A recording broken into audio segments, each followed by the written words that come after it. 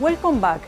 Today we are going to explain why trade marketing has become so important and what are the main objectives and functions.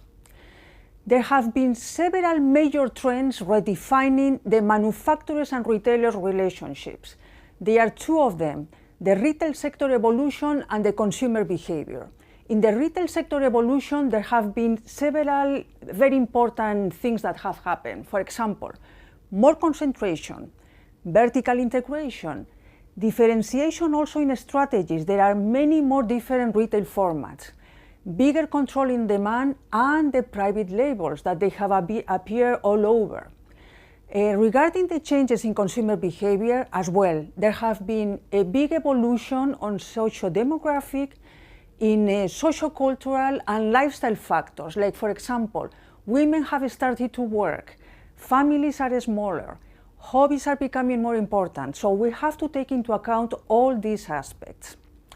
In the traditional scheme, manufacturers had the power, but what happened today? That nowadays the retailers are the ones that have the negotiation power. That's why manufacturers have perceived the need to cooperate with retailers.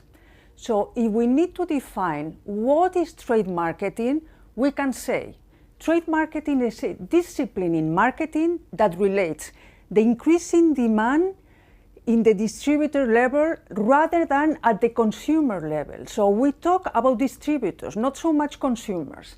And where is the origin? It was told that maybe in the 80s, apparently was Colgate-Palmolive that instructed to their marketing and sales areas to coordinate their activities with the distributors. However, there are other authors that they say, no, it was Procter & Gamble and Walmart. Okay, it doesn't matter. The thing is that it was originated in the 80s. And the term has different meanings.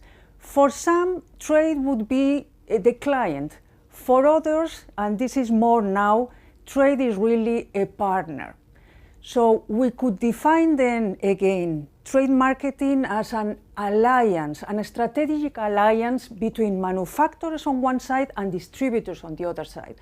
And they are oriented to develop joint activities of advertising, promotion, and merchandising in the point of sales, with the final objective of increasing the demand from the end user and also reducing costs.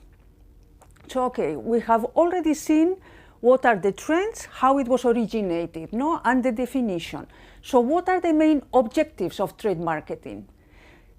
Some of the more relevant ones are to look for channel balance, especially geographically. Also to look for new channels, to improve the turnover on the point of sales, to impulse and accelerate sales by planning and coordinating promotions. We also need to develop merchandising and, of course, to generate traffic building in the stores, to finally also gain loyalty from consumers through the channels. And there are also some very important functions that the trade has, and we can define what are the main ones. We would have to start talking about defining a commercial policy. We need to develop a plan to obtain like a brand goals per channel. Then we have to define also what's the pricing policy. What pricing I'm going to have by channel, no? What are going to be the margins? I need to define also the assortment policy. I need to have an efficient assortment per channel and I have to optimize it. As we mentioned before, we also need to think about the point of sale. No? What type of activities of merchandising and marketing I'm going to launch, and also how I'm going to activate the sales. So I may be using, for example, trade promotions. You have for sure heard about coupons, rebates, sampling.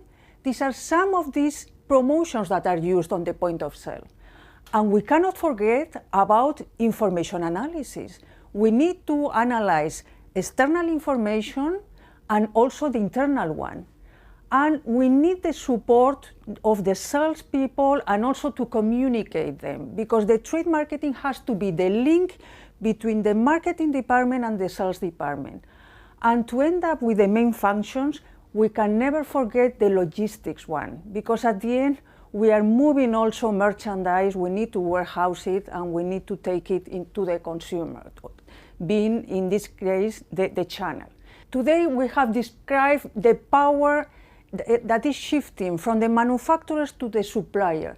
That's why trade marketing is arising as an important tool to be able to develop joint activities between both of them with the common objective of reducing cost on one side and the increasing sales of the end consumers.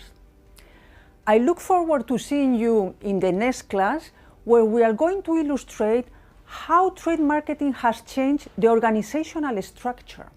And we are going to explain what is a key account manager and a category manager.